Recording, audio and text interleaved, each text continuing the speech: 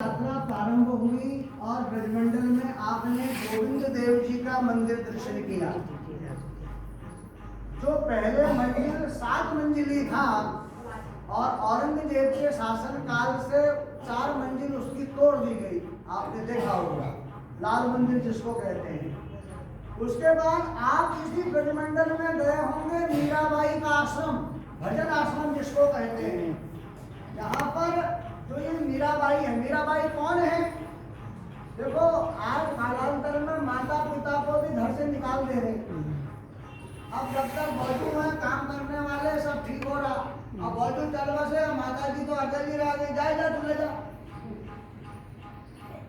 अब तो उसी प्रकार से भगवान नारायण की प्रेरणा हुई तो ब्रजमंडल आ गई और यहाँ आकर के यही भजन आश्रम में रहने लगी। तो यहाँ पर भजन आश्रम में 2000-3000 जो माइया हैं वो अखंड कृष्ण नाम का संकीर्तन करती रहती है, क्योंकि कलयुग केवल नाम आधारा, सुमिर सुमिर नर उतर ही पा रहा।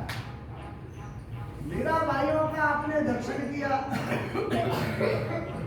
उसके बाद फिर आप लोग श्री रंगजी मंदिर गए। उत्तर भारत का सबसे बड़ा मंदिर है रंगजी, जिसमें सोने के खंबे वाला मंदिर कहते हैं इसको। और उसी मंदिर परिसर के अंदर ही 108 पुजारियों के मकान भी बने हुए हैं, प्रत्येक क्वार्टर। रंगनाथ मंदिर के बाद आप गए ब्रह्मकुंड, जहाँ पर ब्रह्मा जी ने भगवान कृष्ण के बाल सखाओं को, द्वारों को चुरा लिया और ब्रह्मलोक बुला लिया, ब्रह्मकुंड। उसके बाद आप गए वृंदावन बिहारी जी, बलराम जी का जो मंदिर है, जो ब्रजमंडल के राजा कहे गए हैं। अच्छा, राजा क्यों कहे गए? जब यहाँ पर भगवान ने रास किया ना, ध्यान देना, रास बिहारी कौन है? वो कृष्ण है। और वृंदावन बिहारी कौन है? वो बलराम जी है।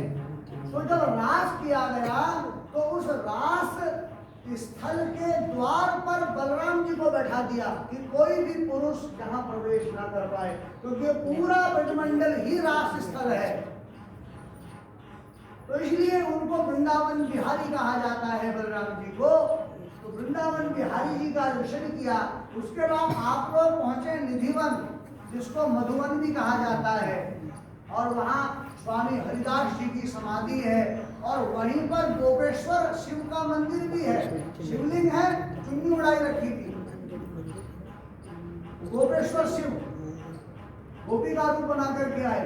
गोपेश्वर यानी कृष्ण गोप हैं और उसके ईश्वर शिव, गोपेश्वर, ठीक है ना? गोपी ईश्वर। हाँ, खिसक गई जब सिर से साड़ी, न माने वीरपुरारी राज में आ गए हैं राज। साड़ी खिसक गई ना, पहचान लिया। जय हो प्रभु तुम्हारी, पहचान गए गोपेश्वर। फिर आप लोग पहुंचे हैं चीर घाट, निधिवन से चीर घाट, जहाँ पर कदम्ब का वृक्ष में आपने दर्शन किया। फिर काली देह स्थल, जहाँ पर कालिया नाग रहता था। और फिर यमुना जी में जलमार्जन किया। कुछ लोग नाव से भ्रमण करने के लिए गए और जलमार्जन करते हुए पुनः वापस अपने धर्मशाला आ गए।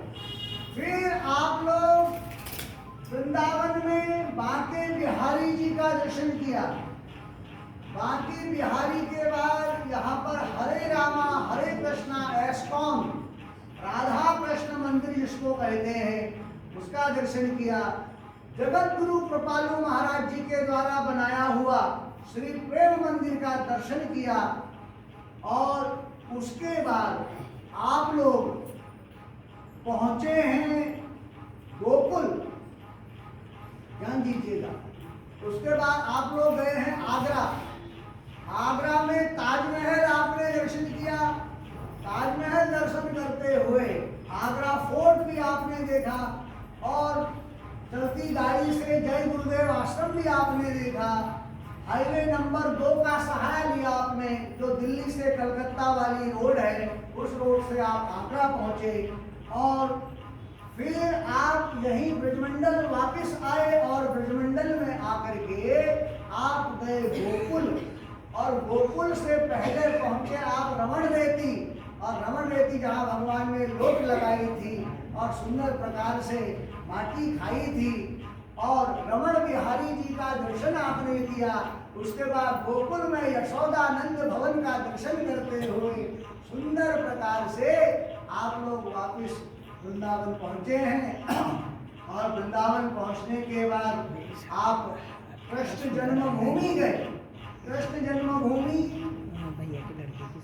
जहाँ पर आपने राधा कृष्ण मंदिर, अनेक प्रकार से झांकियों का एक गुफा के अंदर वो दर्शन और कंस कारागृह का दर्शन किया। वहां पर जाने के लिए 5-6 गेट हैं जन्मभूमि में और आप 3 नंबर गेट से गए, 3 नंबर गेट से वापस आए। फिर आप यही ब्रजमंडल में आए। फिर आप लोग यहाँ से भ्रमण करते हुए प्रियकांत जी का मंदिर आपने देखा, देवकीनंदन ठाकुर रोडवे से गाड़ी से। फिर आप पहुंचे बरसाना और बरसाना में राधा महल का दिव्य दर्शन किया। रोड वे से ही आपने रंगीली भवन का दर्शन किया। फिर आप नंदगांव पहुंचे, नंदगांव में नंद राय जी का दिव्य मंदिर का दर्शन किया।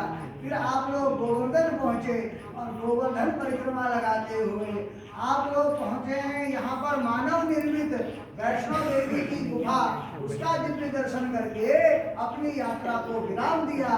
और आज अभी 1 घंटे का समय आप लोगों के पास होगा, अपनी शॉपिंग वगैरह कुछ कर लोगे, उसके बाद भोजन प्रसाद करके हम हल्द्वानी के लिए प्रस्थान करेंगे। बोलिए आनंद कंद भगवान।